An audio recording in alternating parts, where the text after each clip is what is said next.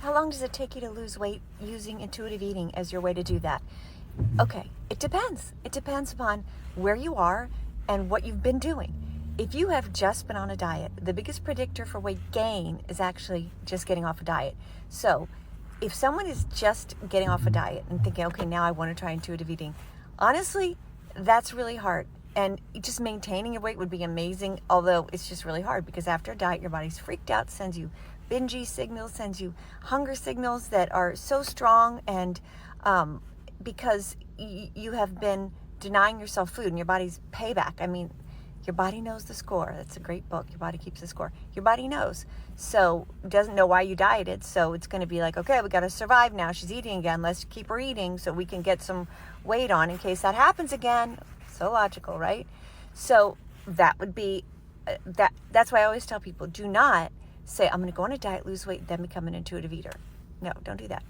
All right, now let's just say you would like to lose a lot of weight. I'm not telling anyone to do that. I'm just saying, if you have a lot of weight to lose, weight comes off generally a little quicker because you've got more to lose. It's just, that's the way it is. And I get a lot of flack saying, oh, intuitive eating isn't for weight loss. So I understand sometimes why they say that because they think it's not about losing weight, but it's a side effect of intuitive eating. So let's just talk about it honestly. But I do want to say that when you are becoming an intuitive eater, do not put yourself on some schedule. I'm going to lose this by this and this by this. Don't do that. Become an intuitive eater and just watch it happen. And the reason it happens is if you are truly an intuitive eater, you are not eating when you're not hungry. That's intuitive eating. And when you're not eating, when you're not hungry, you lose weight. If you have a lot of weight to lose and you are just completely, have been eating without hunger for years and you start waiting for hunger, you're going to be losing weight. And my biggest warning there is do not get into this, I need to do this quickly mode, because quick weight loss always comes back. It just does. It always comes back. So don't do that to yourself. Don't focus on, I'm going to do this quick. Oh, now I got this. Oh, I need to not eat when I'm not hungry. So I'm just a little hungry. So I'm really not going to eat because that'll make this quicker. No. You got to respect your hunger and your non-hunger. You've got to respect your hunger. If you ignore your body's hunger, and this is always a scary thing. If someone says, oh, I'm not even hungry anymore. Okay, well, that's a huge problem, because if you get to a point where you're ignoring hunger, you're not hungry anymore, that you're going to have rapid payback from your body. So you want to keep that hunger alive. You never want to get to a point where I don't even feel hunger anymore. No. So when you're becoming an intuitive eater and let's say you have some feelings of like, wow, I thought I was hungry and would need more than that, and I didn't need that much, and now I'm going to try to cut it back more and more. Don't do that. Keep that respect. Don't let that conscious mind of yours get in the way of what your body's trying to do, which is normalize, okay?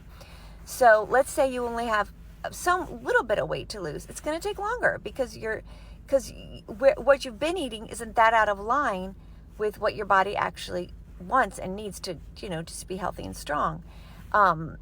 And it also depends on, how much you're riding that edge of neutrality. Like when you become an intuitive eater and you learn that becoming full is not what you want. You don't want the full feeling.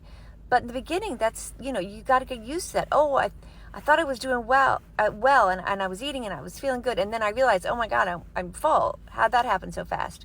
So in the beginning, there's some trial and error, which is fine. You're like a little kid learning how to walk. Don't beat yourself up if you trip. You're going to trip. That's okay. But it's the people who respect both hunger and non-hunger, both hunger and non-hunger, and who have a long-term vision of their life, not, I want to be in those pants next Saturday. Those are the people who do the best. The people who are calm, realize that intuitive eating is the way out, and then gives themselves the time to get there, okay? So how long does it take to lose? It depends upon how much. It depends upon how committed you are to respecting hunger and non-hunger, and how quickly you can adapt to knowing and appreciating and being fine with that. Full feeling is not something you're going to live with. You don't want to live with that. You don't want that to be the goal when you're eating dinner. I want to get full, because that'll never get you where you want to be. Being full is your body going, hey, stop eating. And you don't want your body to have to scream that at you. If it does, you've already eaten past satiety. And so, kind of a long answer. I hope that's helpful. Let me know.